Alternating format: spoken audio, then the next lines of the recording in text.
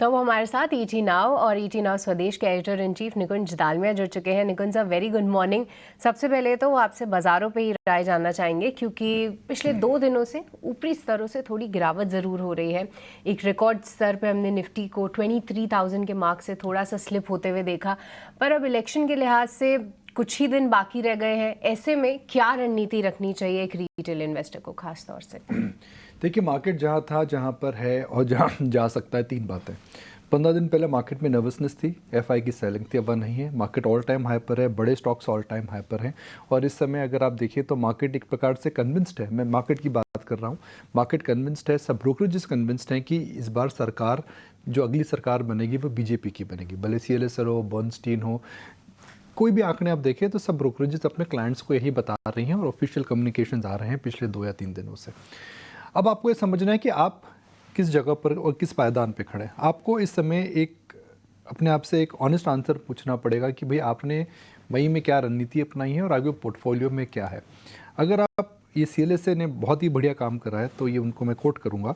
CLSA ने FNO stocks देखे हैं और उन्होंने FNO स्टॉक्स के अंदर कुछ स्टॉक्स जिनको को वो मोदी स्टॉक्स बोल रहे हैं, उनका मानना है कि मोदी स्टॉक्स क्या हुए जी, जिन कंपनीज के अंदर कंटिन्यूटी की वजह से बेनिफिट होगा, भले L&T हो गई या फिर डिफेंस हो गई या फिर रेलवेज हो गए, जिनके अंदर पॉलिसी कंटिन्यूटी से को बेनिफिट मिलेगा, वो सारे के सारे स्टॉक्स काफ़ी आउट परफॉर्म कर चुके हैं। और जो कि नॉन मोदी स्टॉक्स हैं, फॉर एग्जांपल IT हो गया, FMCG हो गया, उनमें पॉलिसी कंटिन्यूटी से कुछ फ़र्क नहीं पड़ेगा, उनमें अंडर परफॉर्मेंस है।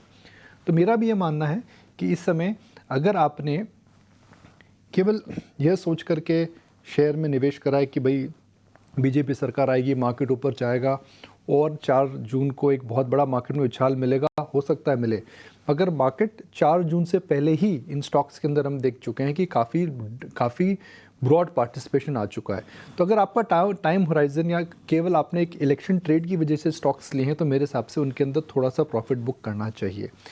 दूसरा, जहाँ तक कंटिन्यूटी की बात होती है, तो सबसे बड़ा सेक्टर है जिसको कंटिन्यूटी का हमेशा बेनिफिट मिलता है, वह है फाइनेंशियल्स में FII स्टॉक्स हैं, स्पेशली प्राइवेट बैंक्स में। अगर सरकार आती है, जो कि लग रहा है आएगी, सेम सरकार आती है, बीजेपी सरकार आती है, तो उसकी वजह से मुझे लगता है कि आपको जो ऑब्वियस लोकप्रिय स्टॉक्स हैं, इंफ्रा, डिफेंस, उनसे पैसा निकाल करके प्राइवेट बैंक्स या फाइनेंशियल्स में जाना चाहिए। अब ये आपकी चॉइस है, या आप आज करें, कल करें, 4 जुलाई को करें या 4 जुलाई के बाद, 4 जून के बाद करें, मगर मेरा मानना है कि इस समय थोड़ा गियर चेंज करने का समय आ चुका है।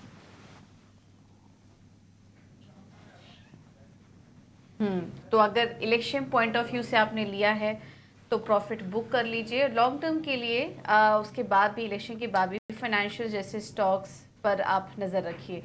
निकुल सर, एक और स्टॉक आज फोकस में है, वो है हिंडाल्को। एक खबर की वजह से अमेरिका में हिंडाल्को की सब्सिडरी नोवेलिस ने IPO के लिए अर्जी दे दी। 8,000 करोड़ रुपए जुटाने की योजना है और प्राइस बैंड भी बताए हम आपको, तो $18 से $21 के बीच तय हुई है, ये खबर है।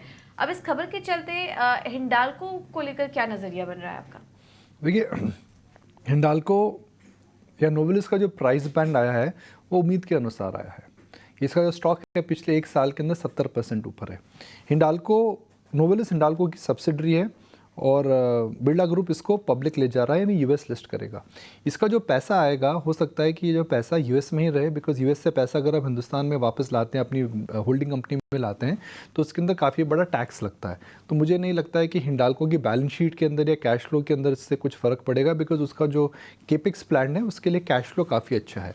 तो क्या ट्रिगर है? मुझे लगता है कि हिंडाल्को के स्टॉक पे नोवेलिस की लिस्टिंग का शॉर्ट टर्म में कुछ भी प्रभाव नहीं पड़ेगा, मगर 12 से 18 महीने के अंदर अगर ये माना जाए कि US प्रेसिडेंशियल इलेक्शन साइकिल जो कि अक्टूबर-नवंबर में होने वाली है, उसके बाद US मैन्युफैक्चरिंग के अंदर रिन्यूड फोकस करेगा, जो कि लग रहा है, और काफ़ी नीतियाँ उनकी उसी दिशा में आ रही हैं, तो मुझे लगता है कि नोवेलिस का सम ऑफ पार्ट वैल्यूएशन बढ़ेगा। अगर नोवेलिस का सम ऑफ पार्ट वैल्यूएशन बढ़ता है तो हिंडाल्को को उससे बेनिफिट मिलेगा। तो मेरे हिसाब से हिंडाल्को में नोवेलिस की लिस्टिंग की वजह से कुछ नहीं होगा, बिकॉज वह एक फैक्टर्ड इन है। मगर 12 से 18 महीने में अगर चाइना के अगेंस्ट में मैन्युफैक्चरिंग मूव होती है US के अंदर, स्पेशली आफ्टर US इलेक्शन, तो नोवेलिस, क्योंकि इसकी मैन्युफैक्चरिंग US में है, उसको बेनिफिट मिल सकता है। ठीक है, हिंडाल्को पर ये व्यू है। Nikul sir, good morning. आपसे यूरेका फोर्ब्स पर आपसे राय जानना चाहेंगे सर। आपकी बड़ी अच्छी पकड़ है इस शेयर को लेकर, पहले भी आपसे हम इस पर सुन चुके हैं। नंबर्स इसके अच्छे आए हैं और बड़ी इंटरेस्टिंग कंपनी है कि इसको पी फर्म एडवेंट इसको ओन करती है, प्रमोटर है उनकी। आप किस तरह से देख रहे हैं यूरेका फोर्ब्स को? क्या नतीजे इसके आपको और उत्साहित कर रहे हैं शेयर को कि अपग्रेड को लेकर, और या फिर आपको लगता है कि वैल्यूएशन थोड़े से महंगे हैं यूरेका फोर्ब्स के? देखिए, जहाँ भी एक अच्छा मैनेजमेंट और पी इन्वेस्टर होता है और कोई बिज़नेस के अंदर अगर टर्न अराउंड होता है या फिर बिज़नेस के अंदर पोटेंशियल अच्छी होती है मगर अच्छे से चलता नहीं है, मैंने अक्सर देखा है कि टर्न अराउंड हो जाता है। तो उस लिहाज में अगर आप देखें तो मुझे लगता है कि यूरेका फोर्ब्स की जो पारी है अभी ख़त्म नहीं हुई है। और मैं बुनियादी तरीक़ों से आपको बताता हूँ। देखिए, आप हर चीज़ को अपग्रेड कर रहे हैं, आप गाड़ी अपग्रेड कर रहे हैं, मोबाइल फ़ोन अपग्रेड कर रहे हैं, आप अपनी ट्रैवल अपग्रेड कर रहे हैं, आप अपना फूड अपग्रेड कर रहे हैं, मगर सबसे बुनियादी चीज़ जो अब अपग्रेड हो चुकी है, वह होने वाली और हो रही है, वह है आपकी वाटर हाइजीन। एक ज़माना था कि हम जो पानी रखते थे केवल घड़ों में और मटकों में रखते थे। उसके बाद हमने लोकल म्यूनिसिपल पानी लेना चालू करा। उसके बाद हमने अपने जो अप्लायंसेस हैं किचन के या फिर वाटर हाइजीन के अप्लायंस उनको अपग्रेड करा। तो यूरेका फोर्ब्स उसकी वजह से बहुत बड़ा बेनिफिट उसको मिल रहा है। इसके अंदर एक और अलग बेनिफिट है कि यह एक डायरेक्ट नेटवर्क फॉलो करता है जिसे कहते हैं सेलिंग और डिस्ट्रीब्यूशन का। तो मुझे लग रहा है कि the upgrade of water hygiene I think is just about starting, क्योंकि now municipal water availability is becoming very strong in all the cities.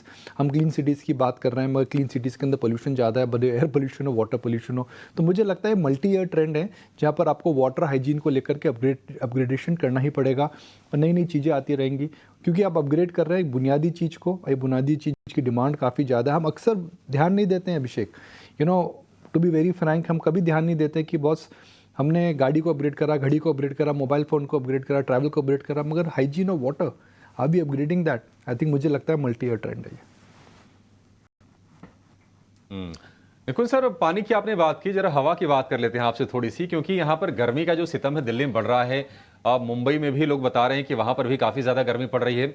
और मैं आपको अपनी कहानी बताता हूँ सर, परसों में गया था कूलर खरीदने, बहुत ही क्रोमा में बहुत लिमिटेड ऑप्शंस थे।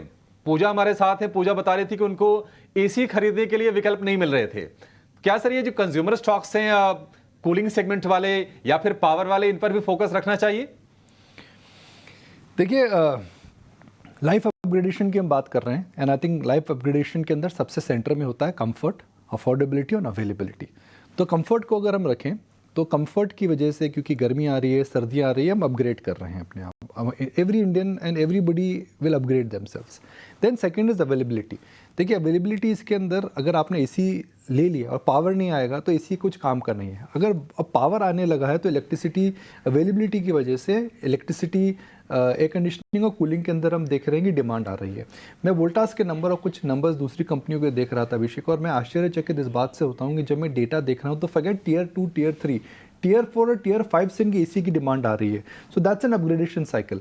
अक्सर हम बात करते हैं भाई चाइना का एयर कंडीशनिंग पेनिट्रेशन कितना, इंडिया का कितना है, तो उस लिहाज से इनके अंदर काफ़ी मल्टी ईयर ट्रेंड रहेगा। दूसरा, अगर आप बात करें इनके अंदर केवल हम कूलिंग अप्लायंसेस की बात करें तो ये स्टॉक्स इतने महंगे भी नहीं हैं।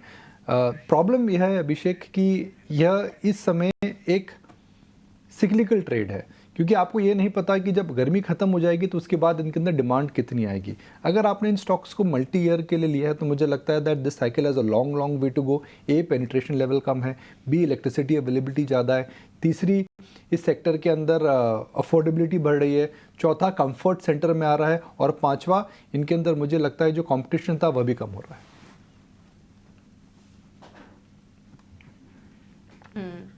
बिल्कुल, तो ये है व्यू इन स्टॉक्स पर। अगर गर्मी के लिहाज से आपको कहीं नज़र रखनी है तो ये सब स्टॉक्स पर नज़र रखिए, इनकी लॉन्ग टर्म स्टोरी भी अच्छी नज़र आ रही है। निकुंज साहब, बहुत बहुत धन्यवाद आपका हमारे साथ जुड़ने के लिए और तमाम स्टॉक्स पर, खबरों पर आपका एनालिसिस देने के लिए। बहुत बहुत धन्यवाद आपका। चलिए अब आगे बढ़ते हैं और